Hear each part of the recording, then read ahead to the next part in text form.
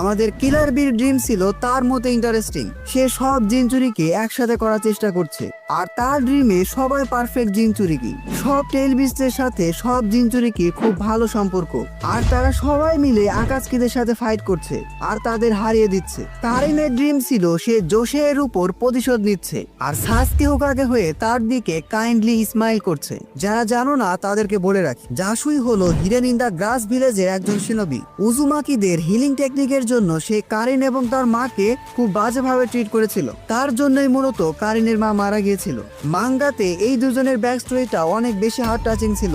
যাই হোক, আমাদের সাইয়ের ড্রিম ছিল সে এখন নিজেকে প্রপারলি এক্সপ্রেস করতে পারছে, আর পুরো ভিলেজ তার হাসিকে পছন্দ করেছে। অরিজিনাল টাইম লাইনে সাই একেবারে এক্সট্রিম লেভেলের ইন্ট্রোভার্ট, অনেকটা আমার মতো। কার সাথে ঠিকঠাক ভাবে কথা বলতে হয় সেটা তো দূরে থাক, সে ঠিকঠাক ভাবে হাসতেও পারে না। তবে এসবের মধ্যেও আমার সবচেয়ে বেশি মজা লাগছে তেমারির ইনফিনিট সুকুমি ড্রিম। তার ড্রিম অনেকটা এমন ছিল যে তার সিবলিং অথবা গারা তাকে খুবই সম্মান করছে আর তার অ্যাডভাইস নেওয়ার জন্য পাগল হয়ে আছে। যারা জানো না তাদেরকে বলছি, অরিজিনাল টাইম লাইনে গারা তেমারির ডিসিশনকে একদম পাত্তাই দিত না। অন্যদিকে তেমারি খুব করে চাইতো গারা তাকে রেকগনাইজ করুক, তাকে ইম্পর্টেন্স দিক, এবং সবার শেষে আমার ইনফিনিট সুকুমি ড্রিম।